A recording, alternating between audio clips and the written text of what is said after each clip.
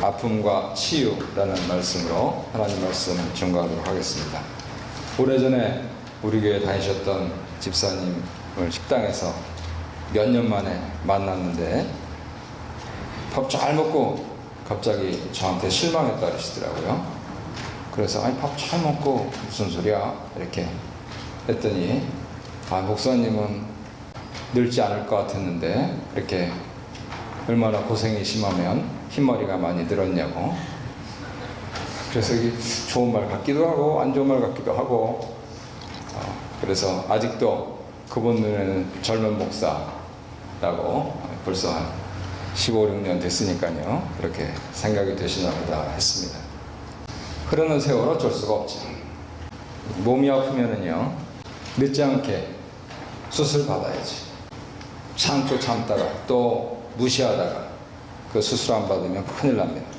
늦으면 죽습니다. 그런데 수술을 받으면 회복을 받게 됩니다. 요즘 의술이 좋아가지고 웬만한 건 정말 다 됩니다. 우리 공동체 가운데서도 수술 중에 누워 계신 분도 계시고요. 미국의 그 시카고라고 하는 대도시는 큰 화재가 났었습니다. 도시가 깡그리 불타는 화재가 났었습니다. 유일하게 남은 거는 그 옛날에 다 목재로 지었을 때 돌로 지은 것들만 남았습니다. 돌로 지은 대표적인 건물이 뭐겠습니까? 교회죠. 그렇게 하고 나머지 상업용은 다 새로 지었습니다. 나라 전체에서 이름 석자 유명한 건축가들이 모여들었습니다. 휴메니테리안 마음을 가지고 어떻게 우리나라의 이 큰 도시가 이렇게 되느냐 하면서 노력한 결과 어떻게 됐습니까? 오늘날에는 건축학적으로 대단한 도시가 됐습니다. 그거 어떻게 그렇게 했는지 뭐 사진에도 많이 나오고요. 관광도 많이 되고요. 그래서 도시가 전체가 한번 아팠는데 이제는 도시건축의 백미로서 회복되어서 전 세계인들의 시선을 받는 일이 됐죠. 선지자는 지금 1장과 2장에 질문하고 하나님 대답을 듣고 질문하고 하나님 대답을 듣고 하는 태도를 버리고 3장으로 와서는 기도합니다. 3장 1절에 그렇게 되어 있습니다. 기도로 태도를 바꿉니다. 우리는 어렸을 때는 초신자 때는 기도를 드리면서 하나님께 질문하고 모르겠어요 이렇게 끝낼 수가 있는데 이제 신자가 되어서는 하나님께 기도 드린다 하는 그 맛이 무엇인지 알 수 있어야겠습니다. 그것은 내가 생각하는 것을 내려놓고 하나님의 마음과 하나님의 뜻과 하나님의 행동이 반드시 승리할 것이다 하는 확신에 찬 믿음의 기도로 종교를 짓는 겁니다. 내 상황이 중요하지 않다는 게 아니고요. 내 상황에서 출발을 하지만은 그러나 결국은 하나님을 찬양하는 것으로 끝나는 것이 신자의 기도입니다. 바로 그것이 하박국의 이 짧은 성경이 보여주는 폼입니다. 어떻게 그럴 수 있습니까? 전혀 상황이 안 좋은데요. 비전이 없습니다. 비전이 없습니다. 근데 무엇이 있느냐면 비전은 없는데 믿음이 있습니다. 그 믿음이 무엇입니까? 지금 스킵했지만 2장에서 바벨론이 반드시 심판받을 것이다 하는 하나님의 대답을 들었습니다. 그것에 대한 믿음입니다. 유다 안의 불법과 부정의가 자행되는 것에서 출발했던 선지자가 그것을 해결하기 위해서 바벨론이라고 하는 더 불의한 세력이 들어올 것이다라고 하는 망연자실한 대답을 듣고 어떻게 해서 더 불의한 것을 칠 수 있느냐고 하나님께 여쭤봤더니 그 더 불의한 것을 내가 반드시 심판하겠다 하는 대답을 듣고 믿음이 생긴 거예요. 하나도 문제는 해결이 안 됩니다. 하지만 믿음이 생겼습니다. 자신의 문제로 시작했는데 이제는 이것이 객관화되어서 이 세상에 만연한 부정의, 불공정, 타락, 부패 이 모든 것을 하나님이 종래 해결할 것이다 하는 것에 대한 믿음이 생겼습니다. 그 믿음이 생기니까 무엇이 결과됐느냐? 회복된다. 회복된다. 평화가 찾아온다. 평화가 찾아온다 하는 것에 대한 소망이 생겼습니다. 그런 가운데서 이제 태도를 바꾼 선지자가 3장에서 드리는 기도의 3가지 교훈을 찾아보도록 하겠습니다. 첫 번째는 하나님의 긍휼을 노래합니다. 기도를 드립니다. 바벨론을 들어서 유다를 치시는 그 놀라운 일을, 2절에 그렇게 되어 있죠? 주에 대한 소문을 듣고 놀랐나이다. 바벨론을 들어서 유다를 치는 그 놀라운 일을 수년 내에 이루어달라고 기도를 합니다. 아마 이 하박국 3장 2절 이래가지고 금년도 교회 표 이렇게 새겨는 주고 보신 분들 있으실 거예요. 목사님들이 잘 쓰시는 그 성구거든요. 하박국 3장 2절. 근데 우리는 묵상하는 교회니까 지금 1장부터 쭉 오니까 이 하박국 3장 2절이 무슨 뜻인지 이해가 되시죠? 빨리 내맡겠다는 소리입니다. 이 수년 내에 이루시라는 이 구절이 좋아가지고 주보 앞에다가 1년 내내 이렇게 놓는데 그 컨텍스트는 빨리 나를 때리시라는 겁니다. 무서운 말씀입니다, 사실. 믿음이 없이는 할 수가 없는 겁니다. 근데 중요한 것은 3장 2절 하반절에서 그래서 수년 내 주의 부흥을 이루시라고, 우리는 이것을 수적인 부흥, 양적인 부흥, 보다 고상하게 얘기해서 질적인 부흥이라고 생각해서 교회 표어로까지 채택을 하고 있지만 실제적인 내용은 하나님의 진노입니다. 근데 중요한 것은 그 진노 가운데 주의 긍휼을, 유다를 불쌍히 여겨달라고 선지자가 기도를 드리고 있는 것입니다. 긍휼을 잊지 마시옵소서. 우리 애들이 공부 안 하고 이상한 점수를 받아오면 처음에 한두 번은 너무 한 과목에 집중하지 말아라 뭐 이렇게 하다가 그것이 1년 되고 2년 되고 그러면은 너는 네 애비를 닮아서 그렇구나 이렇게 하다가 포기해버리죠. 그거는 인간 부모가 하는 일인데 하나님의 선지자는 절대 포기하지 않습니다. 수년 내에 하나님께서 하실 그 놀라운 일, 그 부흥을 이루시옵소서. 우리가 이렇게 맞아서라도 다시 일어나게 하시옵소서. 그런데 주의 긍휼을 잊지 마시옵소서. 믿는 부모라고 하는 것은 절대 포기를 안 합니다. 이처럼 믿는 사람은 절대 포기를 안 합니다. 왜요? 바로 2장 4절에서 사도 바울이 발견해서 은혜를 받았고 루터가 발견해서 은혜를 받았던 오직 의인은 믿음으로 말미암아 살리라 하는 그 의인의 태도를 이 선지자가 갖고 있기 때문입니다. 갈 것은 가고 올 곳은 오고 올해는 가고 내년은 온다. 그런 가운데서 잘못했으면 맞아야지. 하지만 하나님을 의지하여서 하나님의 긍휼을 기대하고 하나님만 소원하는 사람은 반드시 재기한다. 반드시 부활한다. 반드시 최후에 승리한다. 이것이 믿음이다 하는 이것을 하박국 선지가 보여주고 있는 것입니다. 그것을 간단하게 줄여서 오직 의인은 믿음으로 말미암아 살리라 이렇게 표현을 한 것이죠. 하지만 다시 현실로 돌아오면 떨립니다. 우리가 16절에서 같이 봉독했듯이 떨 수밖에 없습니다.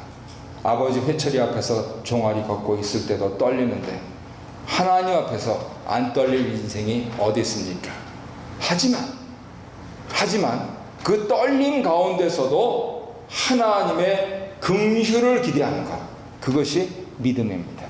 지난주에는 하나님께 확신을 두는 것을 믿음이라고 말씀드렸습니다만, 이제 하나님을 점점 알게 될수록 마치 우리가 시절을 따라서 철이 들어서 점점 부모님의 은혜의 모습이 각각 다르게 오듯이 어미하신 하나님의 그 존전 앞에서 사람은 떨 수밖에 없습니다. 아무리 기가 차게 출발했어도 이 세모에는 역시 부족한 것을 고백할 수밖에 없는 것이 인생인 것이죠. 하지만 거기까지는 인생이 누구나 다 하는 일이라. 신자들이란 무엇이냐? 거기에서 하나님의 긍휼을 절대 저버리지 않는 것이, 그 기대를 저버리지 않는 것입니다. 예, 못났습니다. 예, 잘못했습니다. 예, 판단 착오였습니다. 하지만 하나님 그래도 살려주시옵소서. 하나님은 아버지시지 않습니까? 하나님은 나를 위하여서, 우리를 위하여서 독생자를 보내주신 분 아닙니까?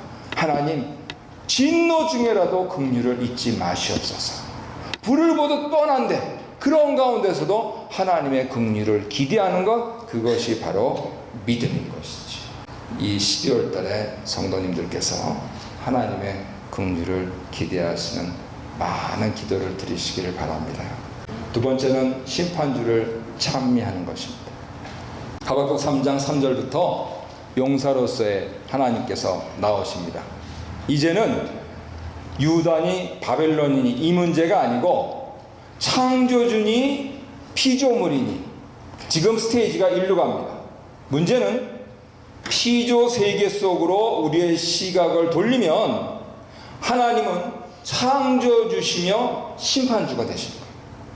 이 부분들은 서양 사람들은 이해를 못합니다.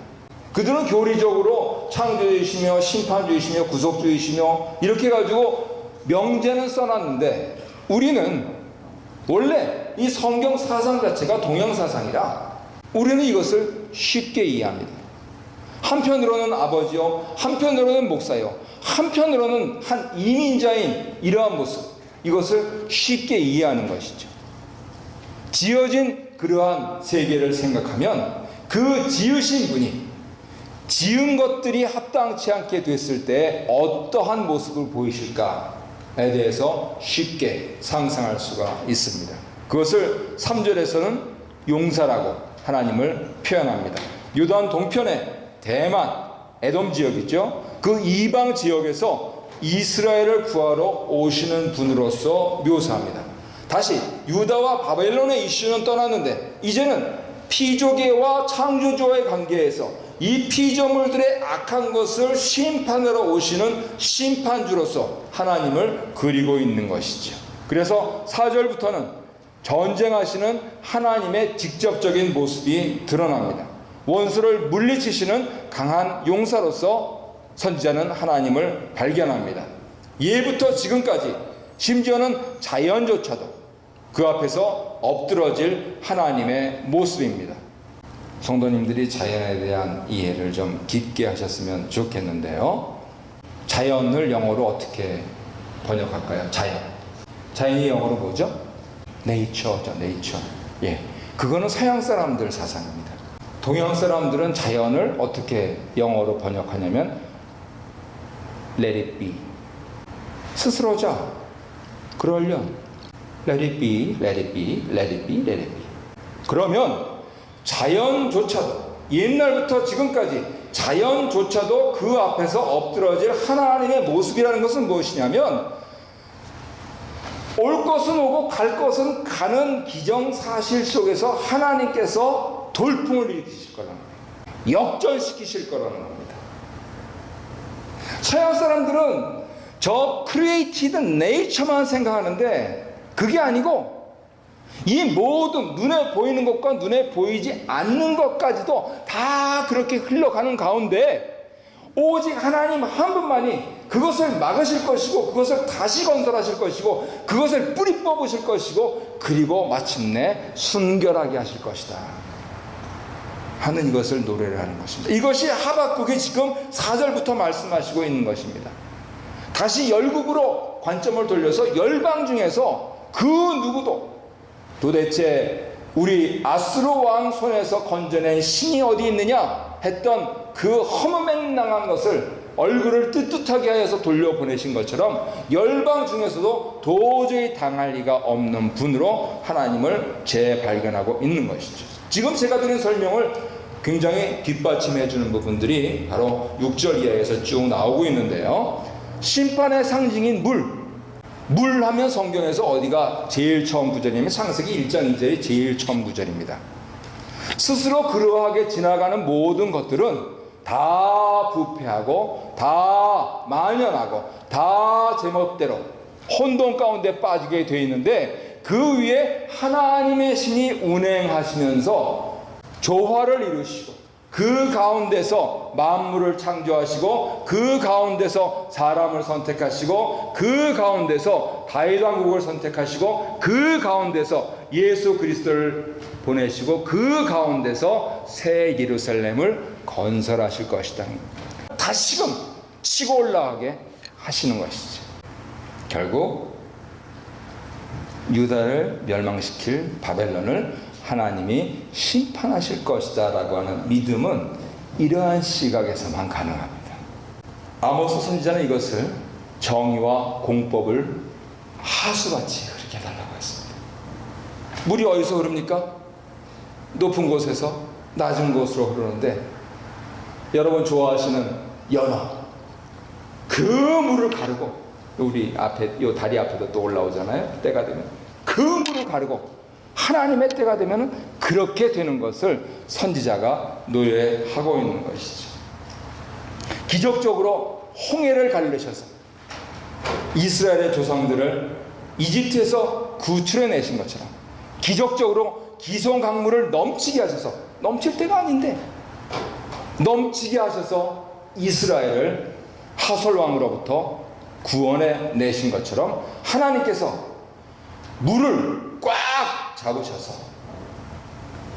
하나님의 공의를, 하나님의 어미하심을, 하나님의 주권을 나타낼 것이다 하는 것을 선지자가 찬미하고 있는 것입니다. 오늘 예배드리고 저녁 때 되면은 제일 먼저 뉴스를 펴보려고 그래요. 이야, 참 조국이 어떻게 될까? 어떻게 이 지경이 됐나? 그 똑똑한 사람, 난다긴다한 사람들 그렇게까지밖에 판단을 못하나? 답답한 걸 지나서 이제는 기도밖에 없습니다. 우리 부모, 우리 형제자매 어떻게 할까? 걱정이 태산 같습니다. 그러니 기도를 드릴 수밖에 없죠. 하지만 그 기도 가운데 오늘 하박국 말씀을 통해서 하나님께서 조국과 미국에도 이거하고 똑같이 하시옵소서. 오케이, 뭐 우리가 잘못한 게 있으면은 혼나야죠. 하지만 결코 우리나라를 버리지 아니하시고 지금까지 선진 열강들이 300년에 한 거 50년에 한 이 나라, 지금 어떻게 해서든지 좀 잘 살아보려고 발버둥 쳤던 이 나라 하나님 구해 주시옵소서, 구해 주시옵소서, 구해 주시옵소서 하는 그 기도를 드리게 되는 것이지. 그래서 선지자는 하나님의 빛 앞에서 멈춘 피족의 빛을 노래합니다.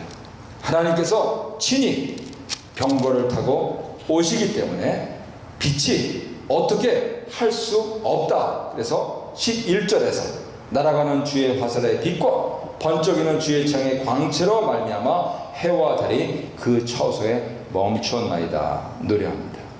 이 노래를 받아서 사도 요한은 성경 제일 끝장에 요한계시록 22장 1절로 5절에서 새 예루살렘, 새 하늘과 새 땅에는 전혀 등불이 필요 없다 이렇게 말씀을 하고 있습니다. 그랬을 때 우리 심판주 하나님께서 영광 받으시기를 원한다 하는 기도를 드리는 마음뿐이죠. 세 번째로는 바로 그래서 믿음의 노래를 부릅니다. 13절부터는요 하나님 전쟁하시는 이유를 대고 있는데 간단합니다. 다윗 언약을 회복하기 위해서 그렇습니다. 다윗 언약을 회복하신다는 근거는 기름 부음 받은 자라는 표현이 있어서 그래요. 기름 부음 받은 자라고 하는 것은 첫 번째로는 다윗 왕과 다윗 왕의 후손들, 역사적으로는 유다 왕국과 영적으로는 마태복음 1장 1절에서 얘기하는 아브라함과 다윗의 자손 예수 그리스도의 세계에 들어가는 그런 사람들입니다. 그러니까 궁극적으로는 바로 기름 부음 받은 자는 누구십니까? 예수 그리스도가 되시는 겁니다. 예수 그리스도께서 저의 백성을 구하시려고 기름 부음 받은 자가 되었다라고 하는 그러한 해몽을 받으셨지 않습니까? 그래서 우리 장로교 시조인 깔뱅은 사도신경을 해설할 때 이 하박국 3장에 있는 12, 13절에 있는 말씀을 그리스도를 해설하는 쪽에 두면서 과연 그리스도께서 영원히 기름 부음 받은 자로서 자기 백성을 영원히 구원하실 것이다 라고 하는 우리의 믿음을 그대로 적어 놓았습니다. 선지자는 바벨론이 유다를 아무리 이겨도 이것은 궁극적인 승리 가운데 점에 불과하다는 거예요. 하나님 창조하시고 하나님 최후로 심판하실 때가 이를 때 주전 586년이라고 하는 것은 그날은 한 점에 불과하다. 그 이후에도 역사적으로 유다 백성들은 말씀을 중심으로 살아남고 기도처인 회당을 중심으로 살아남아서 오늘날에도 세계를 호령하는 백성들이 되고 있듯이 심지어는 지혜롭게 여기던 그들이 배척한 예수 그리스도께서는 이 모든 것을 회복하시는 그 때를 재림의 날로 남겨두시면서 결국 지금 우리가 살고 있는 이때 이 작은 부분들 그 부분들 속에서 신자들이 어떠한 믿음을 갖고 있는가 하는 것을 보실 것이라는 것이죠. 영원한 승리의 주인이신 하나님이시기에 당장 2016년에 일어난 일들은 지나가는 일들이 된다고 합니다. 시간의 흐름 속에서는 없어서는 안 될 요소나 그러나 시간을 타고 오시는 하나님 앞에서는 이것은 결국은 과거가 될 수밖에 없어요. 그래서 이 승리에 대한 확신을 현재 삶에 그대로 적용합니다. 16절부터 그래서 9절의 제목이 승리하는 신앙인 것이죠. 아무리 바벨론에 처참하게 패해도 그것을 어떻게 표현하냐면 당시에 유목하다가 겨우 농경하면서 터전을 잡고 입에 풀칠 하나 했더니 일이 벌어진 거예요. 그래서 결국은 우리로서는 그거 과일 안 먹으면 되지 하는데 이 사람들은 이게 생활의 문제가 아니고 생존의 문제입니다. 무화과나무, 포도나무, 감람나무에 소출이 없다는 것은 생각만 해도 끔찍한 일이에요. 생존의 위협입니다. 선지자는 그럼에도 불구하고 그것이 없어도 하나님의 승리를 그리고 다윗 언약의 회복을 조용히 기다리겠다 하는 노래를 하고 있는 것입니다. 쉽지 않은 일입니다. 여기 계신 어르신들 잘 생각해 보십시오. 아무것도 없이 포켓트 안에 100불, 200불 당시 우리 정부가 최대한으로 허용했던 게 300불입니다. 그거 쓸까봐 애지중지하면서 애들 재워놓고 깜깜한 밤중에 백인들 싫어하는 그 일들 다 하면서 어떻게 하다가 내가 여기까지 왔나 눈물도 흘리고 그렇게 해서 터전 잡아가지고 조그만 가게도 마련하고 하지만은 다 지난 일입니다. 지금은 어떠십니까? 오길 잘했다. 내 친구들 한국에서 벌써 돌아간 친구들 부지기수고 그랬을 때 아무리 훌륭한 자식이라도 이렇게 꼬박꼬박 통장에 넣어주는 자식 누구 있나. 아직도 못 받으시는 분들은 왜 빨리 나한테는 안 나오나. 만일 우리가 캐나다 정부를 믿을 수가 있다면 하나님은 당연히 믿어야 할 것입니다. 캐나다 정부는 믿는다면서 하나님을 못 믿겠다? 그건 신자가 아니죠. 그렇죠? 그리고 나도 모르게 한국에서는 안 다녔어도 교회에 와서 왜? 밥 먹고 김치 먹어야 되니까. 그렇게 해서 수십 년 흐르다 보니 하나님에 대해서 어느 정도 알게 됐는데 이제는 산 날보다 살 날이 적으니 이 좋은 정부에서 이렇게 해주는 것 감사하면서 남은 일은 무엇입니까? 조금씩 알아가게 된 하나님을 찬미하며 하나님을 믿는 가운데서 우리 가정을 위해서 또 우리 교회를 위해서 이민사회를 위해서 조국을 위해서 그리고 나한테 좋게 해주는 이 나라를 위해서 기도하는 일밖에 무엇이 더 있겠습니까? 그건 기다림입니다. 당장 내 눈앞에 펼쳐지지가 않습니다. 하지만 소망을 가지고 기다릴 수가 있고 그리고 신기하게도 소망을 가지고 기다리는 사람에게는 평화가 임합니다. 이상합니다. 조금 더 하겠다고 흥내는 사람들한테는 평화가 없어요. 그런데 결국은 될 것이다. 하나님 도우시옵소서. 긍휼을 잊지 마시옵소서. 하나님을 찬미합니다. 여기에 제 믿음이 있습니다 하는 분들에게는 하나님께서 반드시 돕습니다. 그래서 하나님으로 인한 나 개인의 기쁨과 그런 개인들이 모여서 우리가 누리는 즐거움, 이것을 선지자가 16, 17에 아주 애매한 상황을 거치면서 18, 19절에서 그렇게 말씀을 하고 있는 것입니다. 우리가 왜 교회로 모여 있느냐? 나 혼자 있으면 기뻐요. 근데 그 기쁨은 3일을 못 가요. 그런데 심지어는 내가 슬플 때라도 우리가 함께 모여서 우리의 슬픔을 나눈다면 그것이 경감되고 다시 기쁨이 찾아오더라 하는 것을 이 수백 년 수천 내 신앙의 선조들이 보여줬기 때문에 우리가 교회로 모여있는 것입니다. 힘들고 어려울수록 모여야 되는 것이고요. 물론 성도님 중에서는 자랑을 너무 많이 하셔서 또 싫으신 분들도 사실 없지 않아 있지만 또 자랑하려고 교회 나오니까 그거 좀 들어주면 좀 못돼요. 또 10번씩 하는 건 좀 그렇긴 하지만 그러면서 우리로서의 즐거움 이런 부분들을 우리 선조들은 그렇게 얘기했어요. 아마 다 아시는 겁니다. 논어에 나오는 얘기인데 유붕이 벗이 있어서 자원방내하며 멀리 사는데 이제 나를 찾아오면 불여열호와. 이 또한 번역을 잘못했어요. 기쁘지 아니한가? 그건 내가 기쁜 거고 즐겁지 아니한가? 저가 왜 왔겠나? 기뻐서 왔지. 저가 왜 왔겠나? 슬퍼서 왔지. 그러면 저의 기쁨이 나의 기쁨이 되고 저의 슬픔이 나의 슬픔이 되면서 우리로서 기쁨은 높이서 슬픔은 경감시키는 것, 이것이 바로 우리의 즐거움이 아닌가. 하박국 3장 18절 19절의 말씀이 그런 부분들을 노래하는 거예요. 우리는 교회로서 하나님으로 인하여서 나의 기쁨이 우리의 즐거움이 되도록 살자 하는 찬송시인 것입니다. 이처럼 하나님께서는 역전의 명수시기에 우리는 우리 현재의 믿음으로 선포할 수가 있습니다. 그래서 꽉 짜서 말씀을 드리면 선지자가 3장에서 하나님의 긍휼과 심판주를 찬미하고 믿음의 노래를 드리고 있는 것처럼 서로 지금 아프더라도 치료받고 치유를 받아서 승리할 것을 믿는 사람들이 바로 우리 그리스도인들 성도들인 것이죠. 우리 가운데 수술 중에 있는 분도 있습니다. 몸이 아프신 분들 위해서 기도해 주시고요. 그러면 아픔이 경감돼요. 기쁘신 분들 가운데서 맞아 나도 그랬으면 좋겠어.